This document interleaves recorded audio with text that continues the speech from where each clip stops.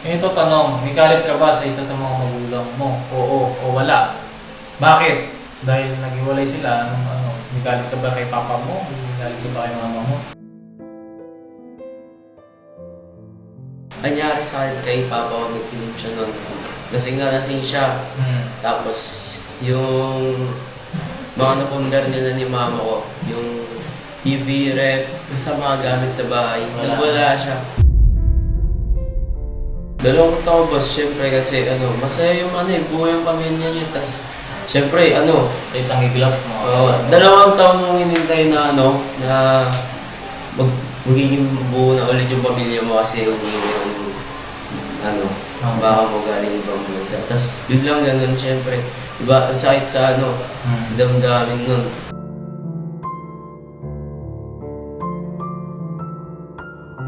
So yun na mga kabisnes, ang magpalang araw po sa ating lahat. Ayan, today is, nandito kami ngayon sa Pampanga. No? Pakita ko na lang sa inyo yung view mamaya kasi umalis na yung mga ulap sa Arayat eh. Pero napakalapit namin sa Arayat. At salamat po ng napakarami kay Papa Ka-Business, kay Papa Dins, at saka especially kay Kabeli. Yes. Thank you so much po mga kabis, support natin si Kabeli. Sobrang bait na tao at sobrang sarap magluto. Ayan. Yes. Kung meron kayong mga caterings, yung mga event na aray ko kiniti mo. Kailangan nyo ng pagkain, no? Kontakin nyo po si Kabeli, yan, lalagay namin yung YouTube channel nila. At comment na kayo dyan, tapos kung may Facebook page sila, lalagay din po namin. Alright, so ayan, katabi namin dito si Kuya Amaro. Hello po mga business. Hindi na naman, no? Laking tao na, no? Mas matangkad na sa akin. Mas matangkad ka na sa akin, no? Mas matangad ka po. Tara niyo nga. Ito ba kayo? Mas matangkad na to, boy! Oh, tinamay balikat to, oh. Sick. Nakasapatos? Hindi, mas matangkad ka na talaga. Tatangkad, ilang taon ka na? 14 years old. 14 years old. 14 ka pa lang. Tuloy ka na. Siyempre. Kailangan ka nagpatuloy. 30 years old ako nun, boss. Sa bahay. Hindi, Sa Balis. Diyan sa pinagpatuloyan din ni Yashu. Oo nga, pero nasa bahay ka lang. Magaling na yung tuloy mo. Patayin niya ako. Why are you gay? Hindi, joke lang mga ka-business. Ayan ito. Kaya kamusta ka naman? Ayos lang po, boss. Nakasama lang ako din yung boses mo.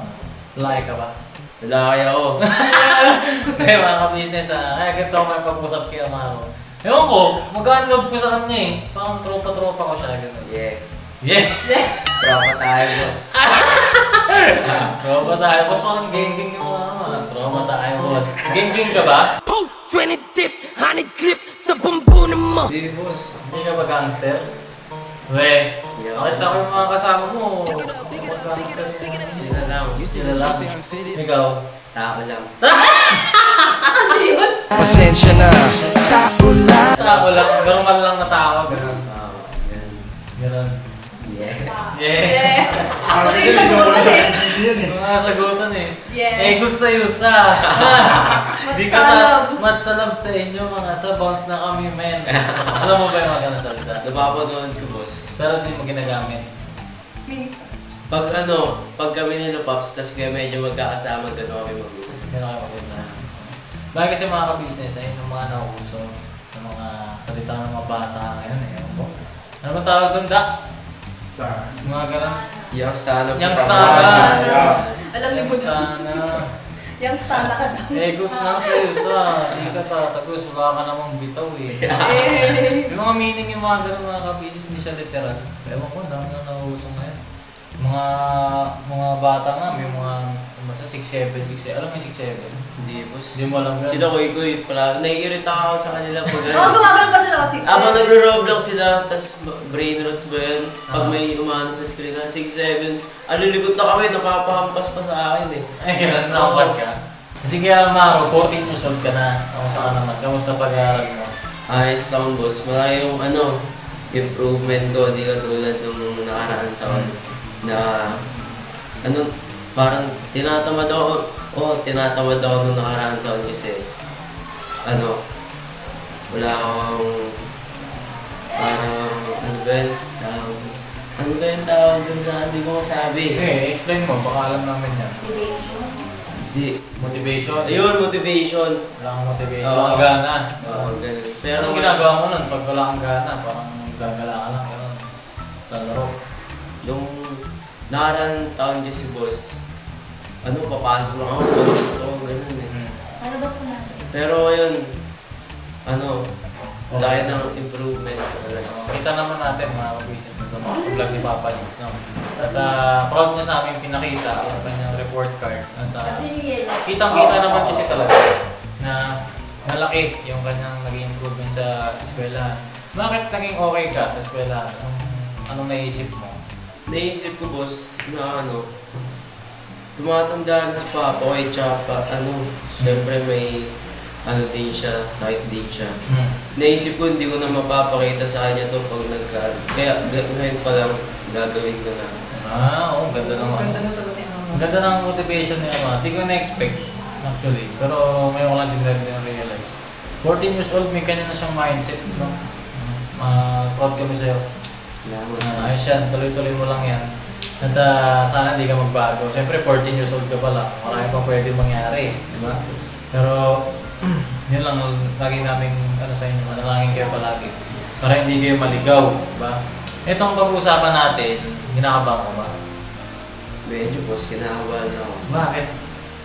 Surprise, tas ako lang mag-isa. Dito naman kami dyan yung si Daryl, nanonood. Mga Tsaka sweet. hindi ka naman dito. At ang pag-uusapan natin, medyo seryoso lang. Seryoso na may kapupulutan ng aral. Okay? Okay ka ba doon? Ito, ang topic natin ngayon, kamusta yung family mo? Si MM, asan siya? Sino kasama niya? Si MM boss, nasa Sambales siya. Kasama niya ngayon yung mama ko at saka yung lolo ko, tapos yung mga Nandun sa Sambales. Sambales. Tapos, ibig sabihin, nandito si Guestong, tsaka ikaw, tapos nandito si MM. Hindi kayo magkakasama, di ba? Hindi kayo buo. Ano ba yan, si mama mo ba, tsaka si papa, hiwalay na ba sila o nagkaroon ba sila ng magkaaway ba sila ngayon? Boss, hiwalay na sila pero Nag-uusap sa ay, okay lang naman yan. Kasi kailangan din talaga nila mag-usap dahil may mga anak, di ba? Co-parenting. Co-parenting ang tawag doon. Pero, si mama mo ba, meron na ba siyang bagong boyfriend ngayon? Wala naman. nung umuwi kami boss, nung nagbakasyon kami, meron siyang boyfriend na kasi nag-package siya sa akin doon sa may, yun boyfriend niya ata yun kasi may call sign sila eh. Understood naman yun. At tinanong ko lang, para ma-confirm ko na si mama mo at saka si Guestong ay talagang hiwalay na.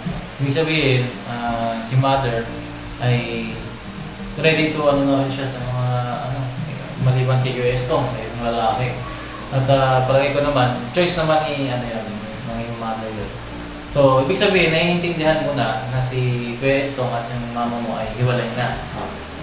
Sige, ito, tayo sa unang tanong.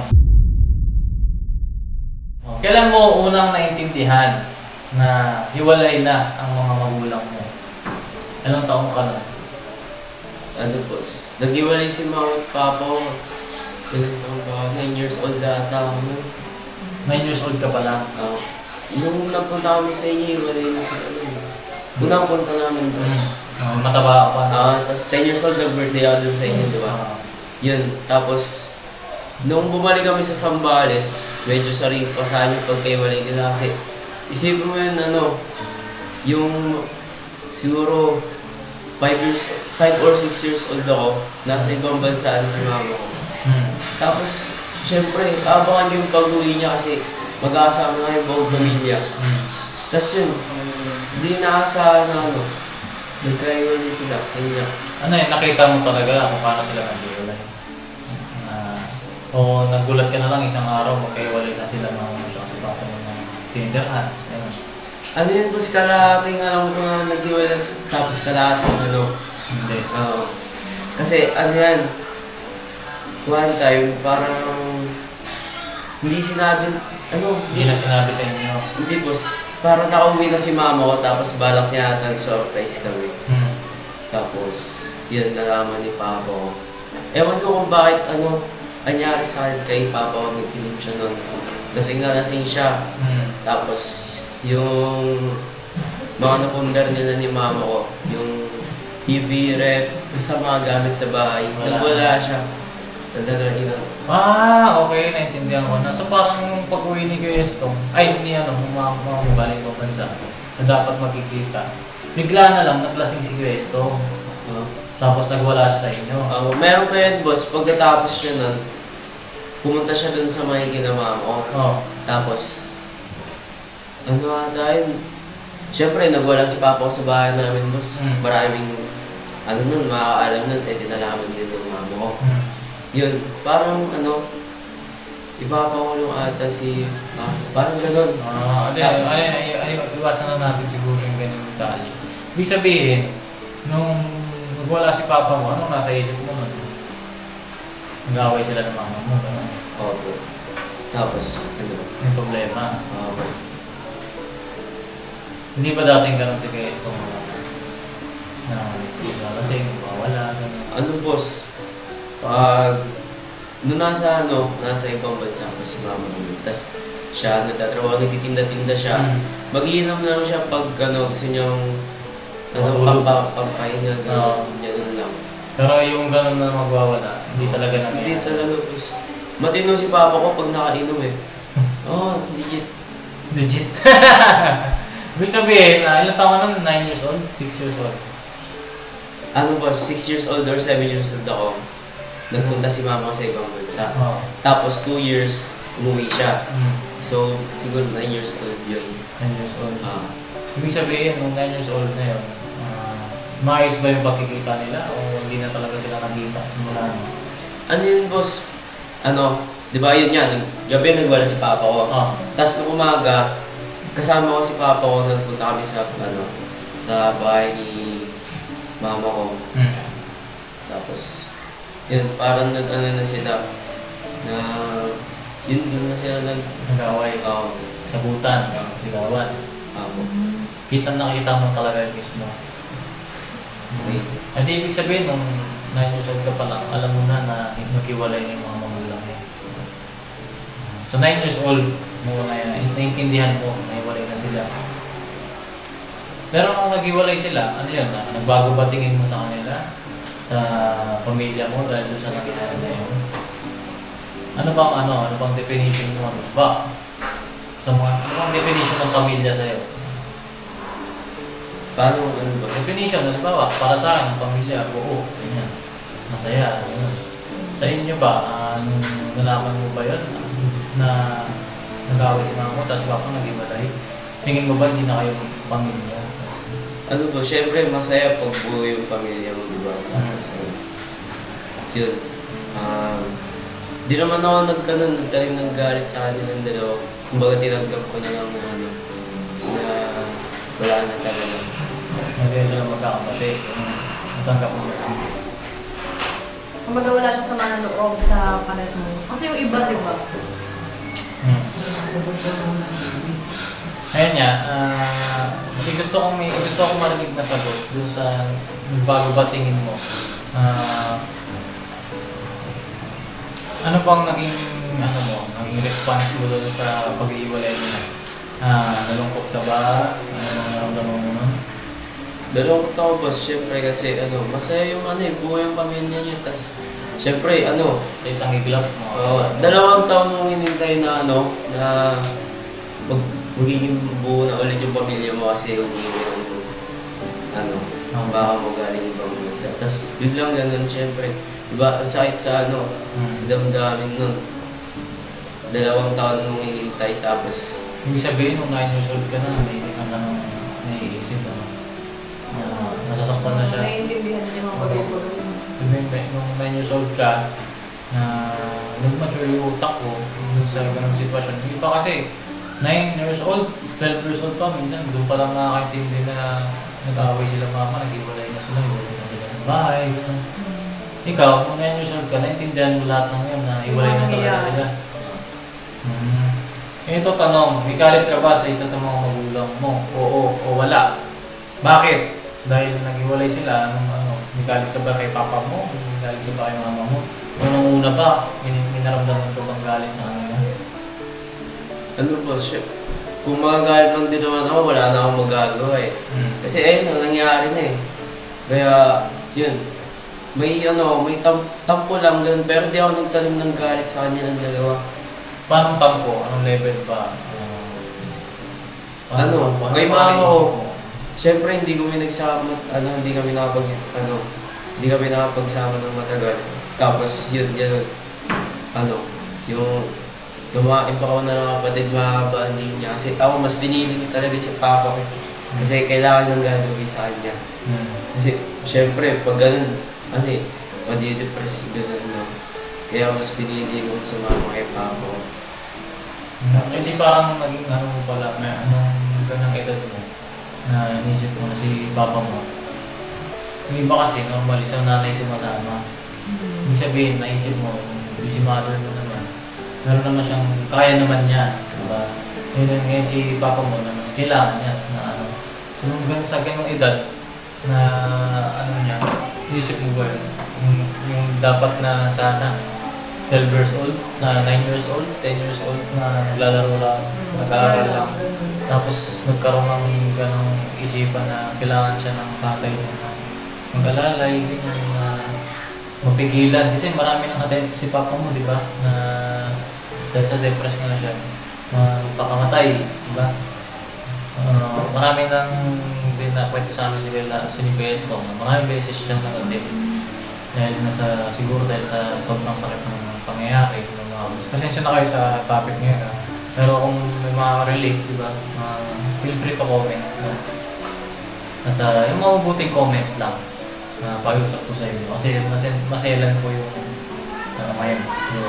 topic. Kasi itong mga ka-business, kaya namin ito tinatopic. Dahil napansin namin, si Kuya Amaro, bata pa lang siya, ganun na yung nangyayari sa kanya na na-curious kami. Ito ay isang magsilbing eye-opener sa mga magulang, no? Na may mga anak na naghihiwalay ng bata pa yung mga anak nila na mag-isip-isip ng choices sa buhay.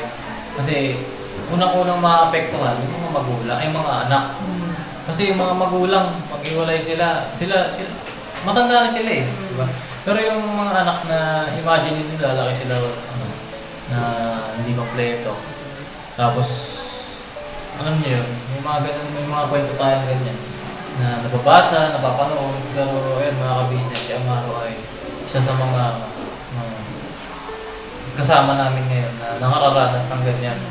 So, ibig sabihin, sagot mo sa tanong kanina, may galit ka ba sa mga magulang mo, kay mama mo, tampo lang? Ngayon, nagtatampo ka pa rin ba sa kanya? Hindi na, boss. Hindi na. Tanggap ko na eh. Tanggap mo na. Ayos yan, kasi mga ka-business, may iba tayong mga kababayan, no, na hindi pa nila natatanggap hanggang ngayon na broken family sila. Ang nangyayari, nagkakaroon ng negatibong epekto, hindi lang sa paligid nila, pero hindi sa sarili nila, na nakaka-develop sila ng mga totoo ba yung DAP? Diba dahil broken family yung bata, na nagkakaroon sila ng bad behavior? Oo, pwede. Diba? O, ayun nga mga ka-business, na magkakaroon sila ng mga pag-ugali. Kulang sila sa guide. Sa guide, tsaka yung acceptance, na gano'n na yung nangyayari. Na hindi nila matanggap, na meron silang burden sa puso nila na gano'n. Pero ikaw, tanggap mo na. Tanggap ko na, boss. Tanggap mo na. Ibig sabihin, hindi ka maliligaw na landas. Ha? Nandiyan naman kayo, boss, na umaalalay sa amin ni papa ko. Kaya, Paano kung wala kami? siyempre, mas pipiliin kayo landas na ikabubuti namin dalawa ng papa ko. Siguro ko yun, nakablog to. Baka mamaya, isang araw, mabalita ka naman siya, Amaro, adik na pre. Naku po, Tumigil sa pag-aaral. tumigil ka sa pag-aaral, titigil sa pag-aaral. O ito, May mga pagkakataon ba na naiingit ka sa mga kaibigan mong buong pamilya? Meron pagkakataon na ganun, boss, kasi yun, pangarap ko yung ganun, magpapabandi kami buo yung pamilya namin. Tapos yun, sa iba ko na lang makikita. Yeah. Pero masaya ako para sa kanila. Kasi buo yung pamilya nila. Yun lang. Wala siyang bitterness sa ibang Pero naiingit ka na sana ganun lang. Meron ka mag-alala, siguro ang pangarapin ng isang batang broken fam. Para sa akin, yung mangarap sila sa pamagiging pamilya nila na bubuuin. Na yung bubuuin nilang pamilya ay hindi maging broken fam. Yun ang para sa akin, mabuting pangarap ng isang bata na broken fam. No? Paano kung isang araw, may pakilala sa'yo yung papa mo na bago niya? Bagong girlfriend, matatanggap mo ba? Tatanggap ko, boss, kasi ano yun eh, hindi yung pinili niya siguro, parang doon siya masaya, syempre support ako sa papa ko. Yun, tatanggapin ko.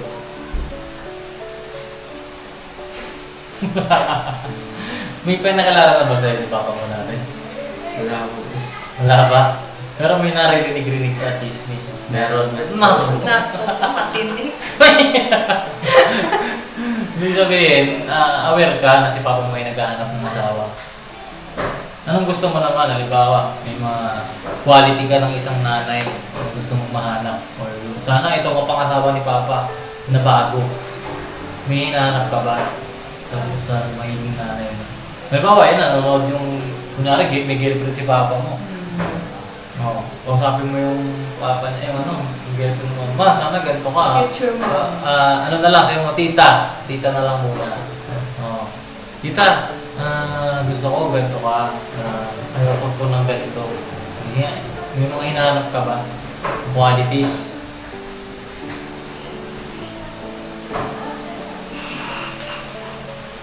Bawag, tita, gusto ko, kahit paano may itsura ka. Tapos, ayaw ko nung iiwan mo kami. Ganun. Okay na sa akin, boss, yung yung maayos pag-uugali, tapos hindi mararanasan ni Papa ay naranasan yan. Sa kay mama. Sakit na doon. Hindi, tama naman yun mga business mo. Pananaw ni yun eh. Oo, di tsaka tama yung sinabi niya. Na, kaya nga nag-asawa ulit ng bago yung papa mo dahil ayaw na niya maranasan niya sa dati, di ba? Ganun, likewise dun sa mother mo. Na kaya rin siya nagganap ng bago dahil ayaw niya maranasan yung mga naranasan niya kay Kuya Estong, di ba? May kanya-kanyang choice pa rin kasi talaga.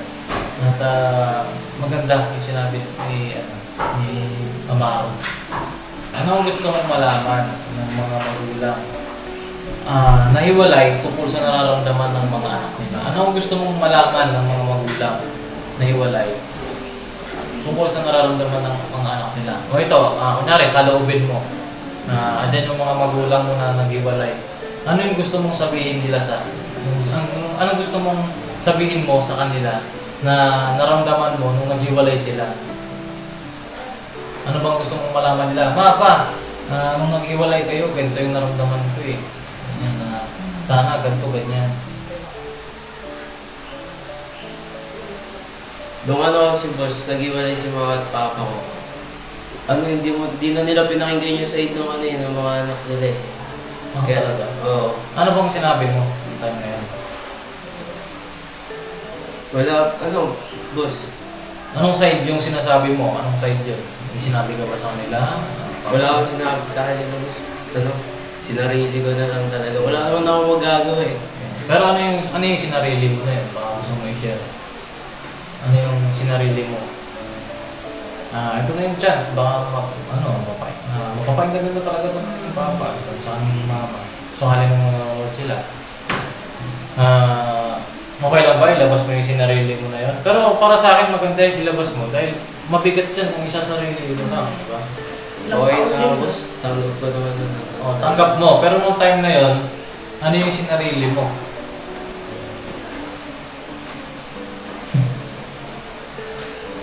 Ayaw mo na yun. Sa akin na lang yun, Sa'yo boss. na lang. Pero kung sakali man, naka-off yung camera, pwede mo sabihin sa amin, ha?